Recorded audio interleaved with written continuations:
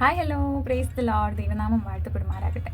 വിശ്വസിച്ച് പ്രാർത്ഥിക്കുന്ന പ്രാർത്ഥനകളെല്ലാം നടക്കുമോ, നടക്കാതെ പോകുന്ന പ്രാർത്ഥനകളില്ലേ എന്ന ഒരു ചോദ്യം കഴിഞ്ഞ വീഡിയോയ്ക്ക് എനിക്ക് കിട്ടി. അതിൻ്റെ ഉത്തരവുമായിട്ടാണ് ഞാൻ ഇന്ന് വന്നിട്ടുള്ളത്. മത്തായി 21 അധ്യായത്തിൻ്റെ 22 വാക്യം തിരുവചനം ഇപ്രകാരം പറയുന്നു: നിങ്ങൾ വിശ്വസിച്ച് പ്രാർത്ഥനയിൽ എന്ത് യാചിച്ചാലും അത് നിങ്ങൾക്ക് ഉണ്ടാകും. ഹല്ലേലൂയ. എന്നാൽ ഇവിടെ ഒരു കണ്ടീഷൻ ഉണ്ട്. നമ്മൾ ആരോടാണ് പ്രാർത്ഥിക്കുന്നത്? നമ്മുടെ പിതാവായ ദൈവത്തോടാണ്, നമ്മുടെ സ്വർഗത്തിലെ നമ്മുടെ അപ്പനോടാണ് നമ്മൾ പ്രാർത്ഥിക്കുന്നത്. അപ്പോൾ നമ്മുടെ അപ്പന് സ്വന്തം മക്കൾക്ക് എന്താണ് വേണ്ടത്, എന്താണ് ആവശ്യം എന്ന് നന്നായിട്ടറിയാം. നമ്മുടെ പ്രാർത്ഥനകൾ മൂന്ന് തരത്തിലാണ് ഉണ്ടാവാറുള്ളത്. ഒന്ന്, നമ്മുടെ അത്യാവശ്യം. രണ്ട്, നമ്മുടെ ആവശ്യം. മൂന്ന്, നമ്മുടെ ആഗ്രഹം. ഹല്ലേലൂയ. ഇതിൽ അത്യാവശ്യം എന്ന് പറയുമ്പോൾ നമുക്ക് പറയാം ഒരു ജോലി, അല്ലെങ്കിൽ ചോർന്നൊലിക്കുന്ന വീടിനൊരു പരിഹാരം.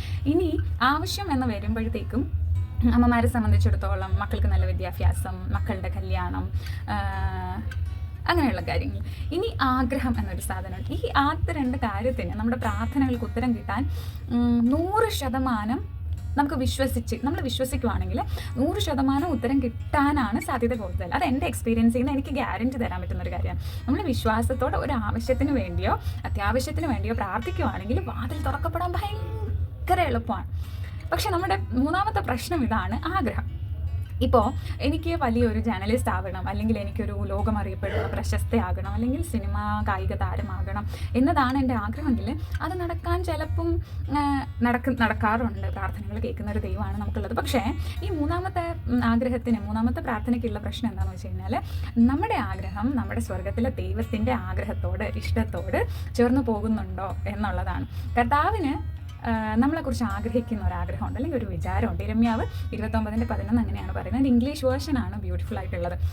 എനിക്ക് നിങ്ങളെക്കുറിച്ചുള്ള വിചാരങ്ങൾ ഇന്നവ എന്ന് ഞാൻ അറിയുന്നു, നിങ്ങൾ അറിയുന്നു എന്നല്ല, അല്ലെങ്കിൽ നമ്മൾ അറിയുന്നു എന്നല്ല, അത് കർത്താവ് അറിയുന്നുണ്ട്. അപ്പോൾ നമ്മുടെ ഈ ആഗ്രഹങ്ങൾ സാധിച്ചു തരിക എന്നുള്ളത്, മനുഷ്യർക്ക് പല പല ആഗ്രഹങ്ങളുണ്ടാവും. അപ്പം അതെല്ലാം കർത്താവിൻ്റെ ഹിതത്തോട്, കർത്താവിൻ്റെ വില്ലിനോട് യോജിച്ച് അലൈൻ ചെയ്ത് പോകാൻ പറ്റുന്നതാണെങ്കിൽ നമ്മുടെ പ്രാർത്ഥനകൾക്ക് ആൻസർ കിട്ടാനുള്ള സാധ്യത വളരെ കൂടുതലാണ്. പക്ഷേ നമ്മുടെ ആഗ്രഹങ്ങൾ കർത്താവിൻ്റെ ഇഷ്ടത്തോട് ഇണങ്ങി പോകുന്നതല്ല, അല്ലെങ്കിൽ കർത്താവ് നമ്മളെക്കാൾ നന്നായി നമ്മളെ അറിയുന്ന ഒരു ദൈവമാണ് നമുക്കുള്ളത്, അല്ലേ? അപ്പോൾ നമ്മുടെ ആഗ്രഹങ്ങൾ കർത്താവിനോട് ചേർന്ന് പോകുന്നില്ലെങ്കിൽ നടക്കാൻ സാധ്യത കുറച്ച് കുറവായിരിക്കും. പക്ഷെ ആദ്യത്തെ രണ്ട് കാര്യങ്ങൾ, ആവശ്യവും അത്യാവശ്യവും, കർത്താവ് വഴി തുറക്കും. കാരണം നമ്മുടെ കർത്താവ് വിശ്വസ്തനായ ദൈവമത്രേ. ഹല്ലേലൂയ. അതുകൊണ്ട് പ്രാർത്ഥനയിൽ ഉറച്ചു നിൽക്കാം. ഇനിയുള്ള പ്രാർത്ഥനകളിൽ നമുക്ക് ഇങ്ങനെയും കൂടി ഒന്ന് ആഡ് ചെയ്യാം: കർത്താവേ, അങ്ങയുടെ ഹൃദയത്തിൽ എന്നെക്കുറിച്ചുള്ള വിചാരങ്ങൾ ഇന്നവ എന്ന് അറിയുവാൻ എനിക്ക് കൃപ നൽകണമേ. കർത്താവേ, അങ്ങയുടെ ഇഷ്ടങ്ങൾക്കൊത്ത് ജീവിപ്പാൻ, അങ്ങയുടെ ഹൃദയം അറിഞ്ഞ് ജീവിപ്പാൻ, അങ്ങയുടെ ആഗ്രഹത്തിനൊത്തവണ്ണം ജീവിപ്പാൻ എന്നെ സഹായിക്കണമേ എന്നുകൂടി നമുക്ക് പ്രാർത്ഥിക്കാം. അതിന് ദൈവം നമ്മെ ഇവരെയും സഹായിക്കുമാറാകട്ടെ. God bless you.